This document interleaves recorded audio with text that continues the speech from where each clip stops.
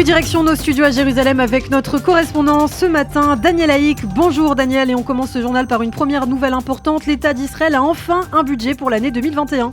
Oui, Boker Tov Ilana, effectivement, c'est désormais officiel. La Knesset a voté dans la nuit en seconde et troisième lecture la loi sur le budget de l'État pour l'année 2021 par une petite voix de majorité, 61 à 59. À l'issue du vote, les députés de la coalition se sont congratulés. Ils doivent probablement en savoir pourquoi. En effet, selon les estimations, ce vote sur le budget de l'État 2021 met déjà à l'abri quasiment le gouvernement Bennett-Lapid de toute chute, au moins jusqu'à la passation de pouvoir. Mais les députés n'en ont pas encore fini avec les votes. Ils doivent encore voter dans les prochaines heures le budget de l'État pour l'année 2022, comme cela est prévu initialement.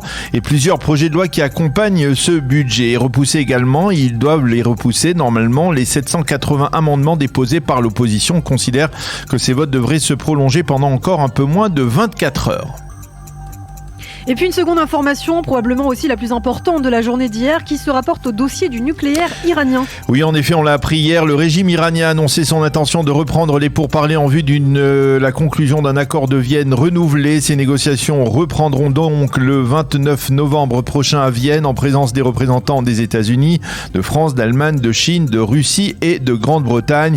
La décision a été prise par le guide spirituel de la révolution iranienne, Ali Khamenei. Elle est intervenue après un incident hier dans le golfe d'Oman entre un pétrolier iranien et la flotte américaine.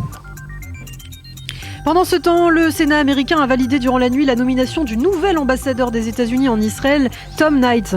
Oui, mais cela n'a pas été facile. Les démocrates ont tenté de faire voter hier matin, en effet, cette nomination, mais elle s'est heurtée à l'opposition d'un sénateur républicain, Josh Hawley, alors qu'il fallait unanimité pour ce vote. Mais finalement, durant la nuit, cette opposition a été levée. La nomination de Tom Knight a été validée. Tom Knight est banquier de formation. Il a été sous-secrétaire d'État américain dans l'administration de Barack Obama.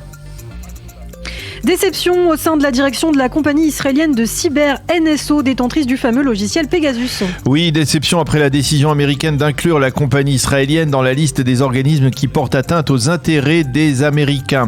Au sein de la direction israélienne, on affirme qu'au contraire, NSO a développé des technologies qui protègent la population américaine en matière de lutte contre le terrorisme et contre la délinquance. Dans le reste de l'actualité, Daniel, la police israélienne est en passe d'élucider un double crime commis au milieu des années 80. Oui, il s'agit d'une douloureuse affaire qui touche une secte Shuvu Banim de la Chassidoute de Breslav en Israël et dans laquelle le leader charismatique de cette secte, Eliezer Berland, serait directement impliqué. La police affirme avoir arrêté au cours des derniers jours les auteurs de l'assassinat de 2 membres de cette secte.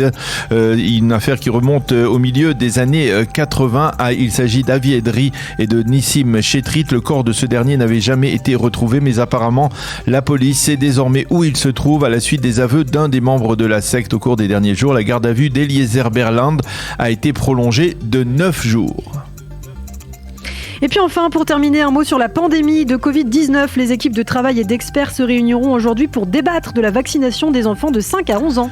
Oui, et ces discussions ont été ouvertes au public qui pourra même poser des questions aux experts. Cette discussion sera diffusée à partir de 15h heure israélienne sur le site du ministère israélien de la Santé et l'on estime qu'au bout du compte, les experts autoriseront la vaccination des plus jeunes conformément à la décision de la FDA américaine de ces derniers jours. En marge, le nombre de malades graves continue de baisser en Israël. Il est de 194. 87% de ces malades graves n'ont pas du tout été vaccinés. Et justement, à propos de non-vaccinés, un drame s'est produit à Dimona, dans le sud du pays. 2 frères de 61 et 62 ans sont décédés en 2 heures d'intervalle du coronavirus. Ils avaient été admis il y a plusieurs semaines à l'hôpital Soroka de Be'er-Sheva. Ils n'étaient pas vaccinés.